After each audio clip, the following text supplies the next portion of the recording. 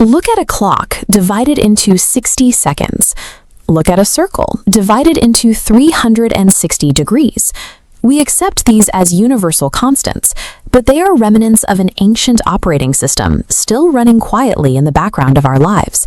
The answers to these modern quirks don't come from a laboratory or a medieval university.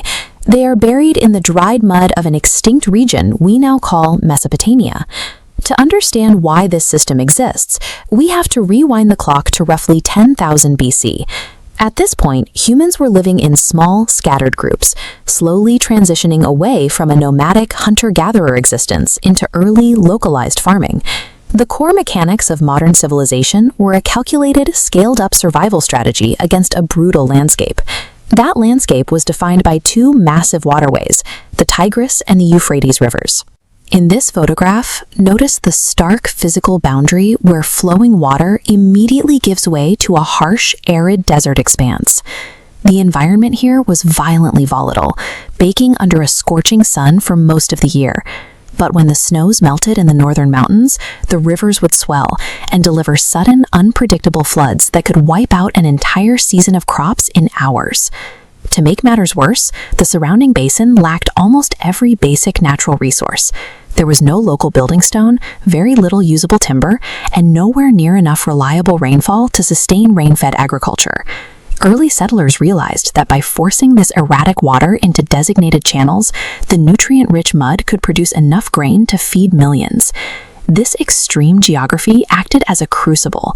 Taming the rivers required immense physical labor and coordination, forcing the population to reinvent how human beings lived and worked together. Building and maintaining an interconnected network of trenches, levees, and reservoirs across hundreds of miles is mechanically impossible for an isolated tribe. It requires a massive, highly organized labor force working in perfect sync. Mobilizing thousands of workers required a rigid chain of command. This logistical demand birthed the world's first centralized authorities, concentrating power into dense city-states ruled by kings who managed water and human labor. Cramming tens of thousands of people into a tight urban center created a new problem. The tribal traditions and family loyalties that previously kept the peace began to fracture under the intense social friction of city living. To maintain order, leaders standardized the rules of behavior. They produced texts like the Code of Hammurabi, a systemic legal framework validated by divine authority to govern everything from property disputes to criminal violence. The abstract concept of written, universal law was engineered here as a direct mechanical necessity.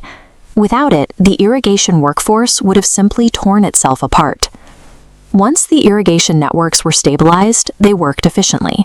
The region began producing a massive grain surplus, creating a level of wealth humans had never dealt with before.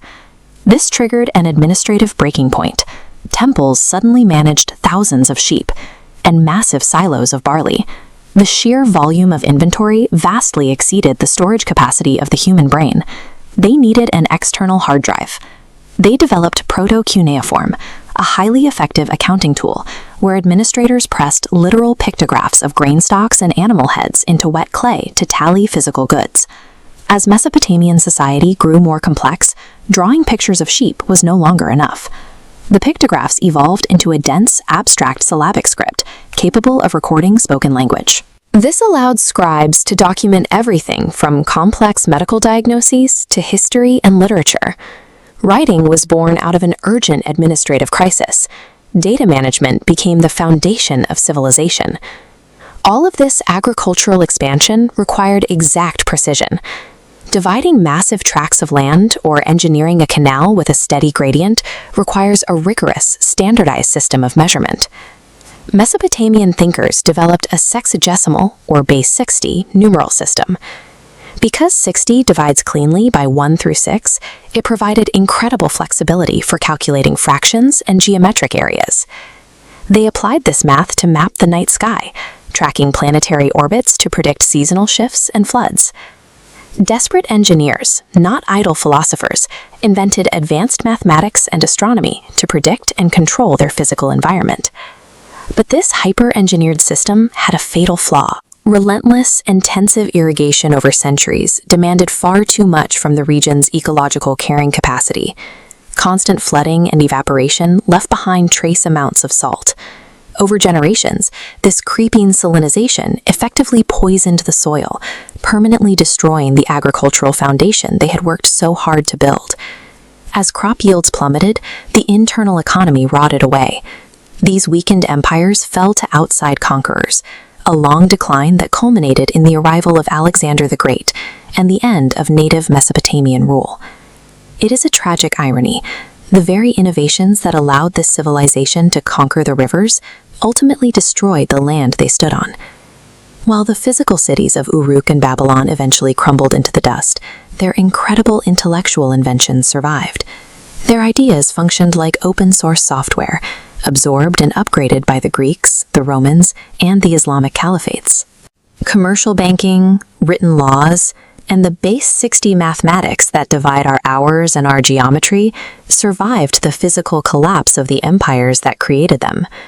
In their struggle to survive the banks of the Tigris and Euphrates, the Mesopotamians wrote the permanent operating system for the modern world.